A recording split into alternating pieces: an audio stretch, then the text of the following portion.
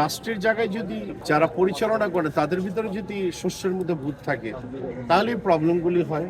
সবসময় আসলে চলে যাওয়ার পরে সম্মান জানাই বা অনেক কিছু পাই, কিন্তু এটার প্রশ্নের উত্তর তো আপনারাও জানেন, আমরাও জানি, বেঁচে থাকতে গুণী কিন্তু খবর লাভটা হয় না। কি? দিন শেষে লাভটা কি? ভাই একটা বিষয় একটুখানি, এই যে আপনার আনোয়ারা আপা থেকে শুরু করে যারা সিনিয়র সবার মুখে কিন্তু একটা আক্ষেপ শুনি, এইটা কেন আপনার, এটা তো আমাদের জন্য খুব খারাপ। আমাদের আপনার সিনিয়রদেরকে সম্মান, তারা সম্মান চান, এত কাজ করেছেন, আপনিও দীর্ঘদিন আমাদের এই চলচ্চিত্র অঙ্গনে কাজ করেছেন, এই যে একটা বেদনা নিয়ে যাওয়া, এই যে সংস্কৃতিটা আমরা সবসময়, এটা কেন?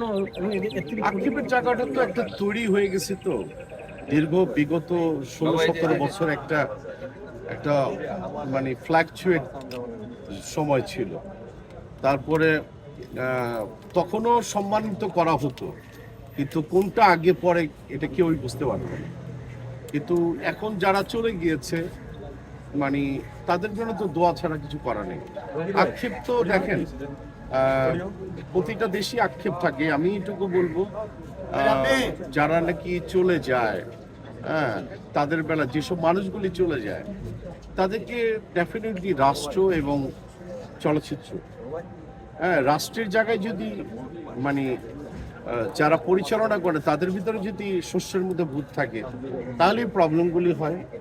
আর চলচ্চিত্রের যারা সিমিলার টাইমে যারা পরিচালনা করে বিভিন্ন, তাদের ভিতরে যদি শস্যের মধ্যে ভূত থাকে তাহলে এই প্রবলেমগুলি হতে পারে। তো যাই হোক, এই শস্যের ভূতগুলি যত তাড়াতাড়ি সরবে তত তাড়াতাড়ি সাংস্কৃতিক অঙ্গনের জায়গাটা এখন তো অনেক ছোট হয়ে গেছে, তো সাংস্কৃতিক জায়গাটা এটা বড় করা দরকার আমি মনে করি। আর ছোট হতে হতে এরকম একটি ছোট জায়গায় চলে এসেছি যে এখন একটা মানুষ পাস করে যাওয়ার মতো রাস্তা নেই।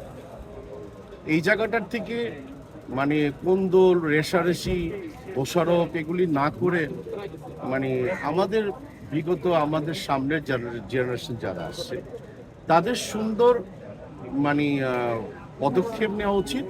আমরা যারা সিনিয়ররা মোটামুটি বেঁচে আছি আমরা তার অনুসরণ করবো, এটাই তো বাস্তব।